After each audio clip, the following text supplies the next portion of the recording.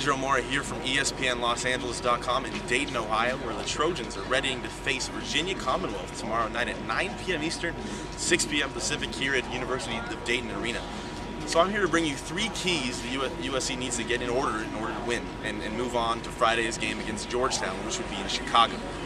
The first one of those things is to control the tempo of the game. Kevin O'Neill's talked about it all week. Gio Fontane's talked about it. Even Virginia Commonwealth coach Shaka Smart's talked about it.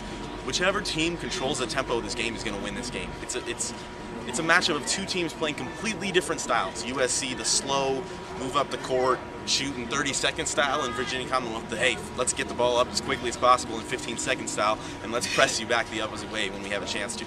So whichever team's able to do that, as Kevin O'Neill said today, they're going to prevail. The second thing is USC needs to establish dribble penetration early and often from Gio Fontane, Dante Smith, and Maurice Jones. Those three guys need to be dribbling the ball inside the lane and getting it out to whether it's shooters like Marcus Simmons or Dante Smith, or getting it across the key to Nikola Vucevic, because that's something that USC really failed at doing in the two games of the Pac-10 tournament, was getting Nick Vucevic the ball where he could establish himself and where he could get the easy shots inside 15 feet. You look back at the games against Cal and against Arizona, yeah, he had 16 points here against Arizona, yeah, he had 12 rebounds, but he was not a threat, he was not himself. He's averaging 17 points a game this season, and he's had a lot better games than the games he had against Cal and Arizona. If he goes off for 25 against a team that really only has one player who's capable of guarding him, and is not that much of a defensive player in Jamie Skeen, that bodes really well for USC. The third thing is, it's just an interesting note here, is how many USC fans are actually going to be in attendance here at University of Dayton Arena.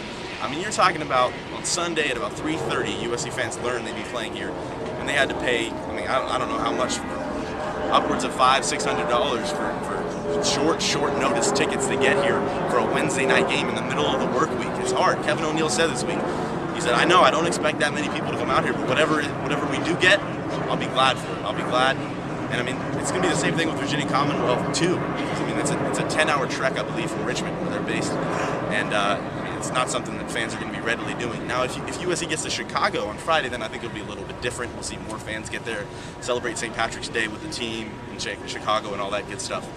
But that's interesting to see. I think it'll be a lot of Dayton fans here. So as long as USC's not severely disadvantaged with VCU fans, I think that won't be too big of an issue. Those are my three keys of the game, and I'm Pedro Moura here for ESPNLosAngeles.com, and I'll be here in Dayton and following the team to Chicago as far as they go. Thanks.